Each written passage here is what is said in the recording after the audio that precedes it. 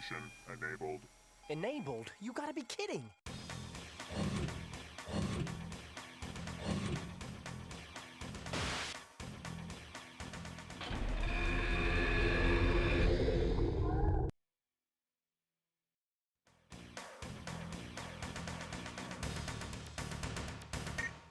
Twisted Metal was really inspired, I think, by myself and a fellow designer, Mike Yam at Sony. It was basically inspired by our deep love of action movies.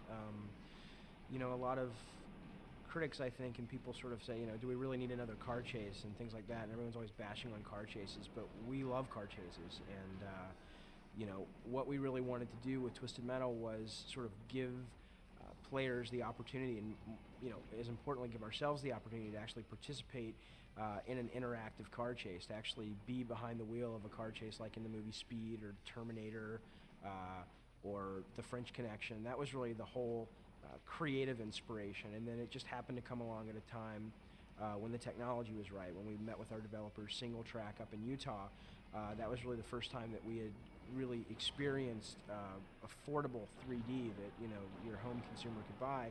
And we realized that, you know, that idea, that inspiration for sort of wanting to put the player in a Hollywood action movie could actually finally be done, you know, via this really cool technology, which allowed you to actually live in these worlds and things like that. So.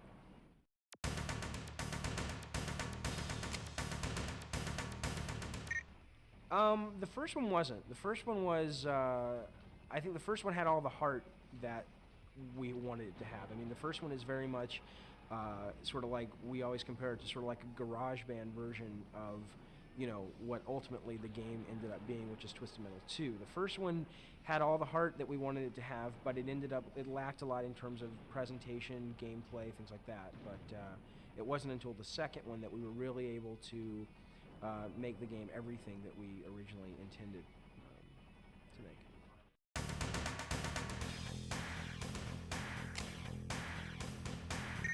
Again, I'd have to say the gameplay.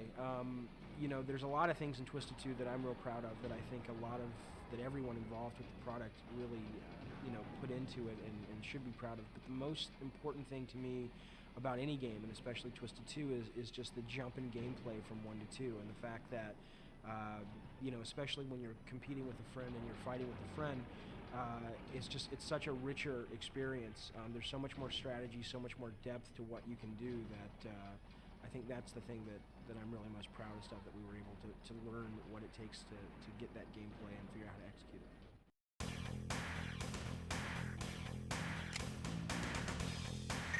I think the biggest leap was just, I mean, I think gameplay says it all. I think it was just a real, Twisted Metal 1 was my second game as a designer. It was the developer's first game as a developer, and you know, in that learning time between Twisted 1 and Twisted 2, we really began to understand what it means to have good gameplay, strategy, risk and reward, payoff, things like that really make players stay with the game.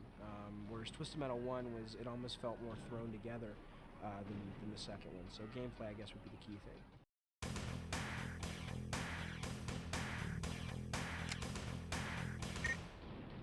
You know, I really like mapping. I think mapping is just, you know, the key to what it means to be a designer. I mean, I love to sit down at the whiteboard, either with myself or with my fellow designers or fellow development team, and just really sit there with all these markers and figure out what the level is going to look like, or figure out what the strategy is in the level, or what the gameplay is in the level, and what the cool effects are. That really is the most fun. Not only because it's you get to let your imagination run wild, but because, you know, 12, 13, 14 months later, you get to see that you know, terrible looking stick figure map on your whiteboard in your office is now translated into a playable video game with great graphics and sound and playability. So that, I think mapping would be the most fun thing that I do.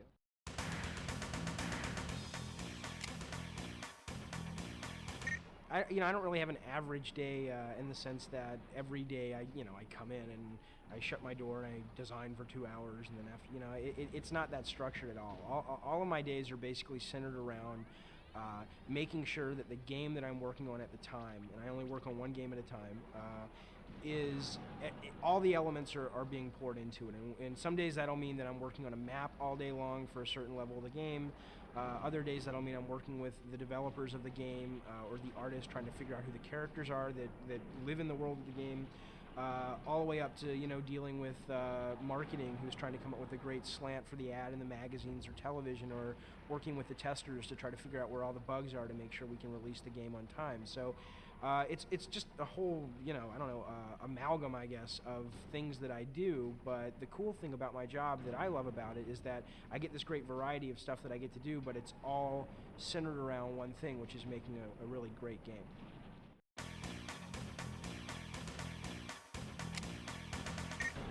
I think if you look at the games I've done, if you look at Twisted Metal 1, Twisted Metal 2, the game I'm working on now, it's very apparent what I think about violence in video games. I think I have no problem with it. I mean, I feel it's a way, it's an outlet for,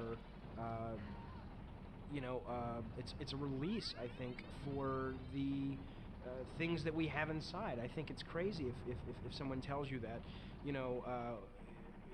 we are not violent creatures, and I would much rather rip someone's head off in a video game and get it out of my system than do it in the real world. And I think it allows that. I think it's one of the few mediums that does allow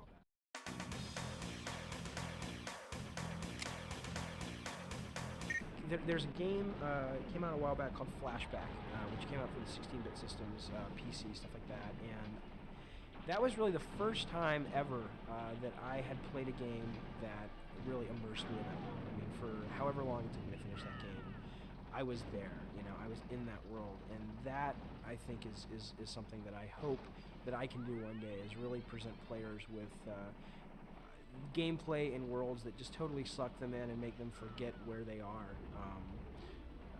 So I would say it would have been Flashback. I mean, today there are certainly games that are doing that very well today on PlayStation and other systems, just some wonderful games out there. But I think Flashback really, for me, was the first one that did it, and it sort of holds that ranking in my mind as the greatest game of all time, which I wish I would have done it, and I hope one day I can.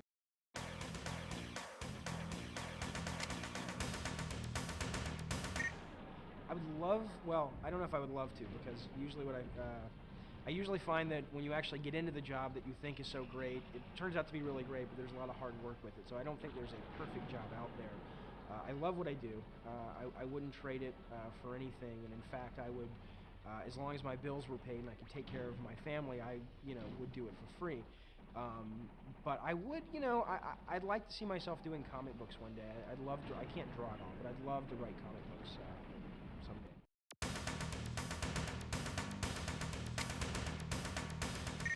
There's a couple things I would say. One is that it really isn't, at least at this point in time, that hard to get into the industry. At an entry-level point, either through being a tester, being an artist, being a programmer. I mean, if you really want to get in, you will find a way in. I'm not going to sit here and give you a secret way in, because there isn't one. It's basically, if it's something you want to do, you'll find a way to do it. What I will say is that be able to distinguish yourself from being a fan, which is a wonderful thing to be, from being a game maker. And they're entirely two different things. And I see a lot of people come in and they're huge game fans, but when they sit down to make a game, they really don't care so much about what goes into the game. They just want to regenerate what they've, or regurgitate what they've already seen. So I think really make sure you want to make games, and you should be able to design games. I always say, you should be able to have a coconut and a crayon and make something fun out of it. And the excuses of, well, I don't have a SGI machine and I don't have a 200 megahertz Pentium. I mean, understand what it means to make games and gameplay, and study the great games. Study chess, study checkers.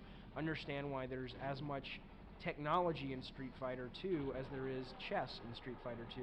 And those are the things I think that the game business really needs, is people who understand gameplay. So I would say that learn what game making is, make sure you really want to make games, and then just find a way to get in and keep pushing, and don't let anyone discourage you, because it's certainly doable. Hell, as they say, if I did it, anybody can do it. So.